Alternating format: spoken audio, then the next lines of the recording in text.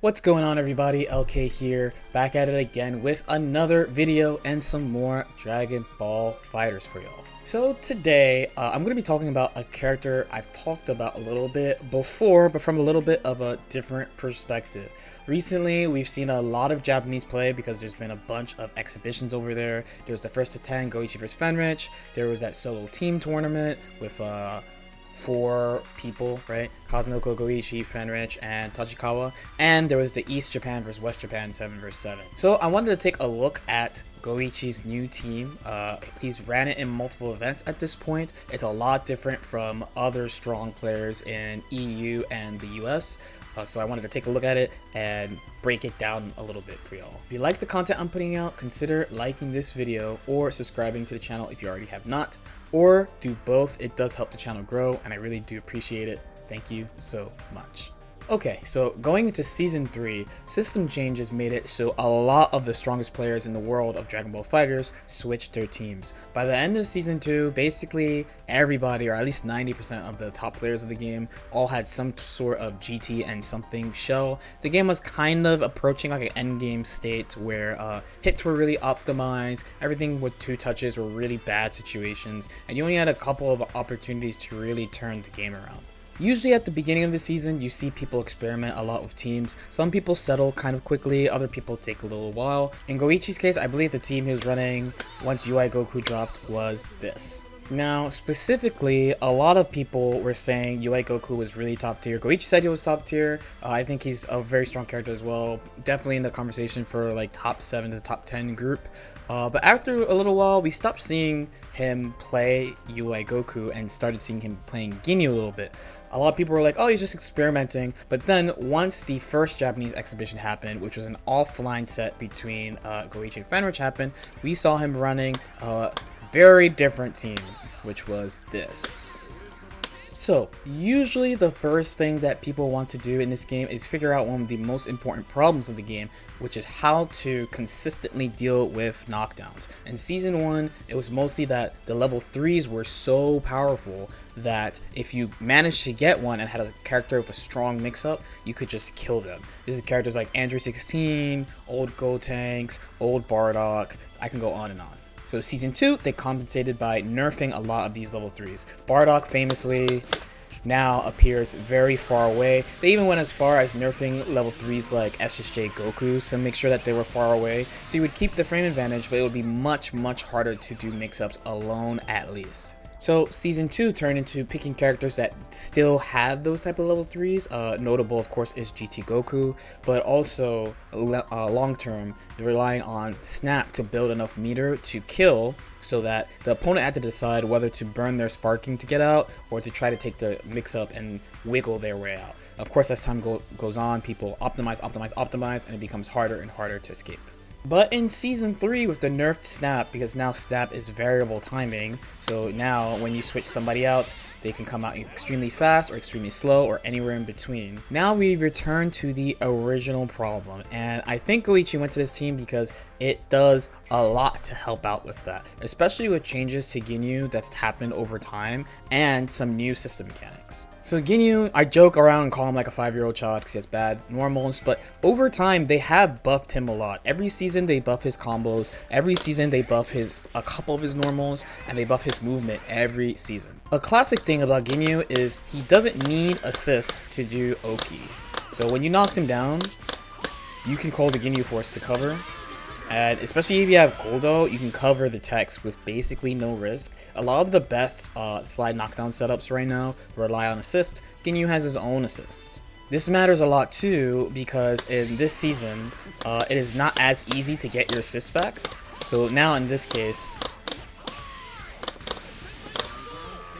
when I do the Ginyu Force, I get my assists back. So it's a pretty strong situation, and it's mostly unique to him. Now, however, normally the issue for Ginyu is getting in. So when you play point Ginyu, you do have to deal with his flaws and potential bad matchups. He has a lot of bad matchups, by the way, because a lot of characters are good at just kind of throwing stuff out and controlling space on the screen to stop him from summoning. He's like a two-step character to play as neutral, where he has to do the move and then it will cover the space. If you let him do it, or if he gets it off somehow, it's very strong.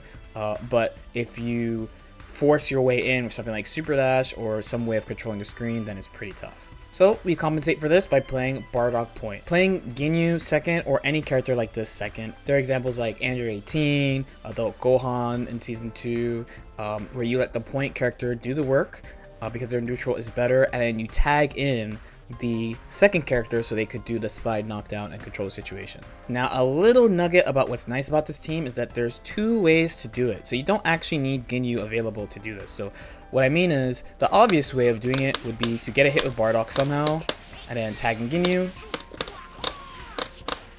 and then you do Guldo Raccoon, and you go to town. A nice thing about this team is that if you have 2 bars, you can take advantage of Kid Buu's level 1 to get a really good setup with Ginyu.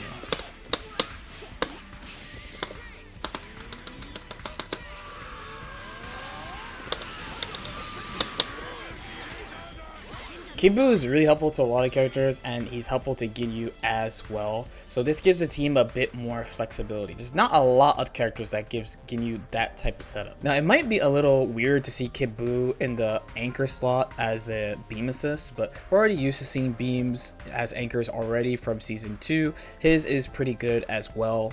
And he has pretty good solo functionality because you have to worry about this. It's really fast. You can air dash and cross up really quickly, so he could hit you alone. And of course, when Kid Buu's out, we're all familiar with how good his neutral is, and you combine that with Bardock B, a nice standard super dash assist in Ginyu's tackle, and his neutral is very good. So the plan of this team is pretty simple. You get a hit with Bardock somehow, and then you bring in Ginyu. Once you bring in Ginyu, either with tag or 2 level 1s, you summon Guldo and Raccoon. And once you do that, if you hit them, you get to bomble them.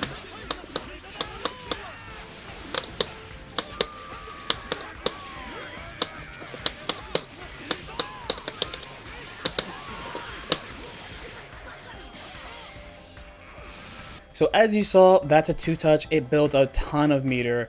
Even if you had to DHC to do this, you would still get the meter for it. You always get your assist back during the combo. Of course, there are different variants depending on how and when you hit them. The other thing to consider as well is now, because of the way the combos work, you don't have to really remember what the order is. So for example, in Season 1, you had to make sure you had setups for when you just had Raccoon next, or Birder next, or Comets next.